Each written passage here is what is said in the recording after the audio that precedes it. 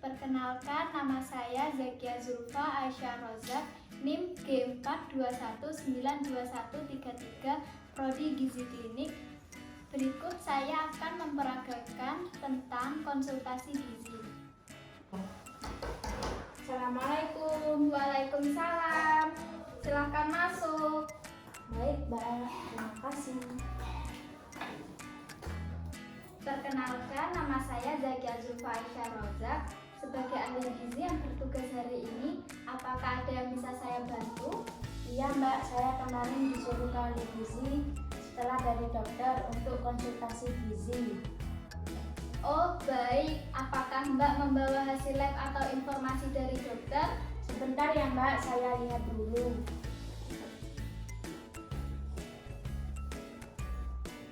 Sepertinya ketinggalan. Oh ya sudah, tidak apa-apa Mbak. Kalau boleh tahu nama Mbak siapa ya? Nur Nafisa, Mbak. Umurnya berapa? 20 tahun. Tinggi badan sama berat badan?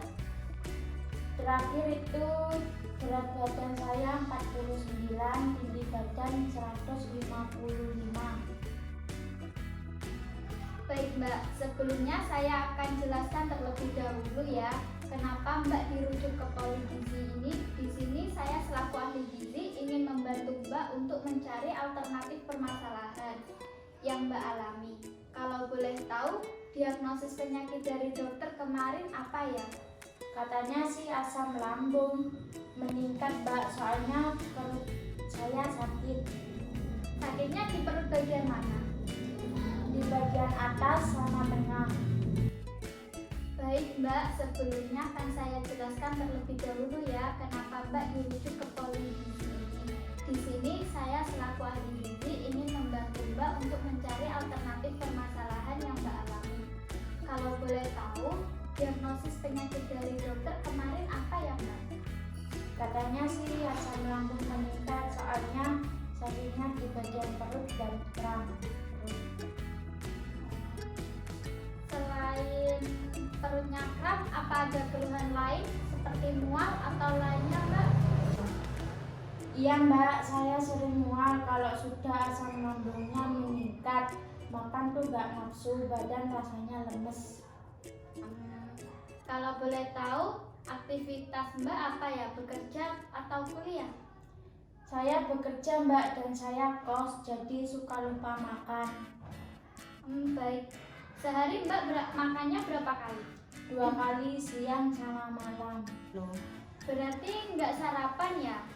Iya, Mbak, saya kadang keburu kan kerja saya masuk pagi, jadi udah gak sempet sarapan.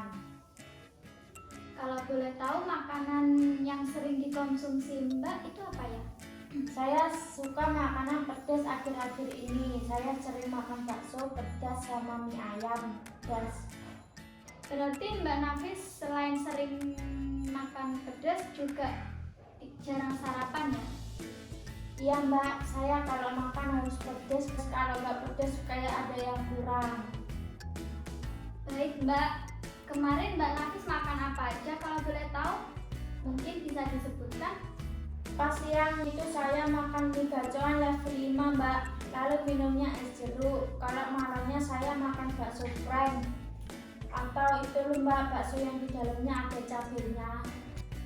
Oh iya ya, terus Mbak minum apa? Apakah Mbak nggak ngemil juga gitu? Setelah makan malam saya minum Fanta, Mbak. Kalau ngemilnya makan tahu kocek. Apakah Mbak sering makan fast food nggak? Iya, Mbak, suka. Biasanya dalam seminggu Mbak makannya berapa kali? Bisa 4 kali, Mbak. Dikurangin ya Mbak. Untuk nasi, biasanya Mbak makan itu berapa centong? Centongnya seperti apa? Sebentar biar saya tunjukkan.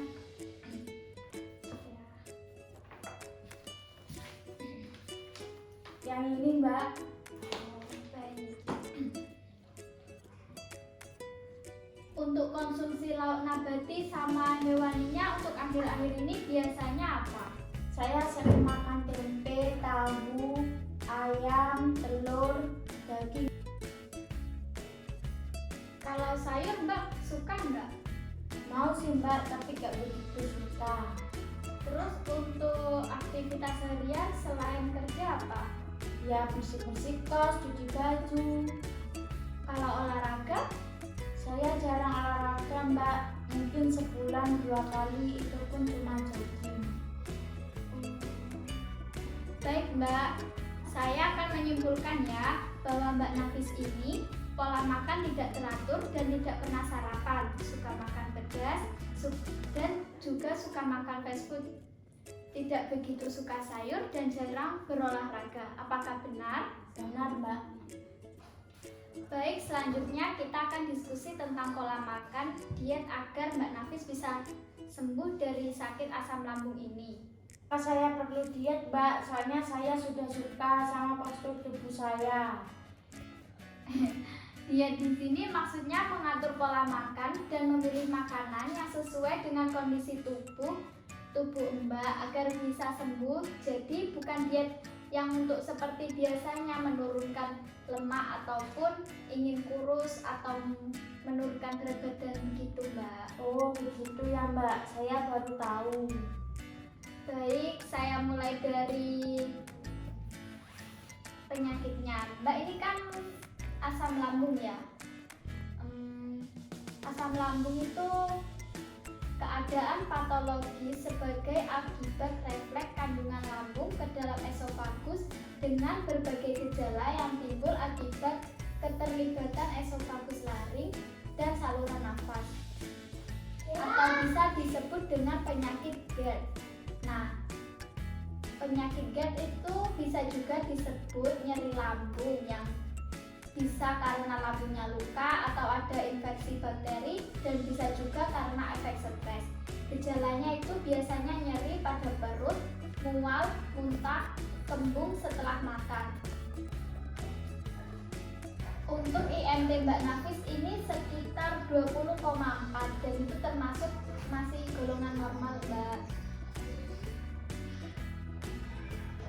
Dari yang sudah diceritakan Mbak Nafis tadi, ada yang memicu sehingga sampai terkena penyakit asam lambung seperti makanan pedas yang mengandung zat capsaicin yang menyebabkan nyeri ulu hati, apalagi dikonsumsi pada perut dalam keadaan kosong. Tidak suka sayur, sering makan fast food juga tidak baik bagi tubuh. Asupan makanan yang masuk tidak diimbangi dengan olahraga yang teratur. Kalau menghindari pedas kayaknya saya nggak bisa mbak. Mbak nggak usah menghindari, dikurangi dulu sedikit-sedikit, kayak seminggu 1 kali gitu. Baik mbak, saya akan coba. Untuk pola makannya bagi penderita asam lambung itu biasanya makan dengan porsi kecil, tapi sering Mbak. Kan Mbak Nafis kalau asam lambungnya naik nggak nafsu makan lagi. Nah makanya itu jangan banyak-banyak, bisa setengah centong tapi tiap 2-3 jam agar tidak enak juga. Kalau nanti enak percuma, maka nanti bisa mual lagi kan. Benar mbak, saya pengennya makan banyak tapi melihat nasi udah nggak nafsu makan. Nah maka dari itu yang tadi saya sarankan dengan porsi kecil tapi sering. Nanti misal asam lambungnya tidak kambuh, dibiasakan untuk sarapan meskipun itu bukan nasi, bisa roti atau cemilan-cemilan berat. Yang penting harus diisi dulu perutnya ya Mbak. Baik mbak. Oh iya, satu lagi Mbak Nafis kalau makan, kalau bisa sesuai dengan isi piringku ini. Seperti ini Mbak ya. Nah seperti ini. Nah itu ada kandungan karbohidrat, protein, sayur dan buah. Jadi harus seimbang semuanya. Proporsi karbohidrat dan sayur itu sebenarnya sama.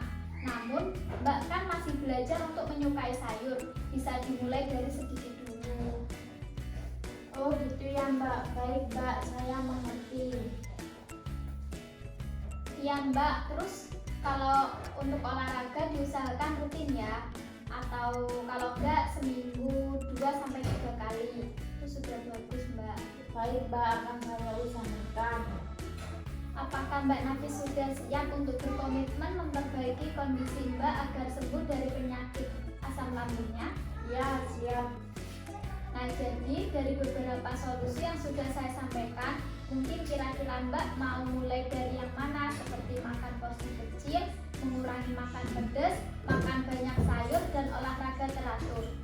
Mungkin saya mau mencoba mengurangi makanan pedas dan makan porsi kecil karena saya masih sering kambuh asam lambungnya, jadi sering tidak nafsu makan. Oh, baik. Jadi untuk konseling yang pertama ini Mbak ingin berkomitmen terlebih dahulu untuk mengurangi konsumsi pedas. Nah, kira-kira Mbak ingin membatasi makan pedas berapa kali dalam seminggu? Mungkin 1 kali seminggu, Mbak. Coba-coba dulu. Lalu untuk makan porsi kecilnya Mbak kira-kira mau makan berapa kali? Saya sarankan sih setiap 2-3 jam sekali.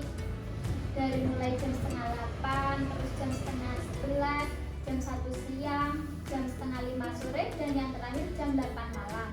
Jadi 5 kali ya, Mbak. Meskipun itu hanya mungkin makanan berat, gak apa-apa kan? Nggak apa-apa Mbak, yang penting perutnya itu terisi, jadi menghindari kekosongan lambung. Karena kalau udah kosong, lambungnya akan mudah naik asam lambungnya Mbak. Oh iya, baik, Mbak. Baik, saya akan catat ya Mbak. Diusahakan untuk mulai menerapkan hal yang sudah saya jelaskan tadi. Semangat ya Mbak. Nanti kalau ada kebingungan Mbak boleh menghubungi saya. Jadi saya cukupkan konseling kali ini ya Mbak. Semoga lekas sembuh. Baik, Mbak. Terima kasih. Sama-sama. Berikut video yang bisa saya sampaikan. Kurang lebihnya mohon maaf. Wassalamualaikum warahmatullahi wabarakatuh.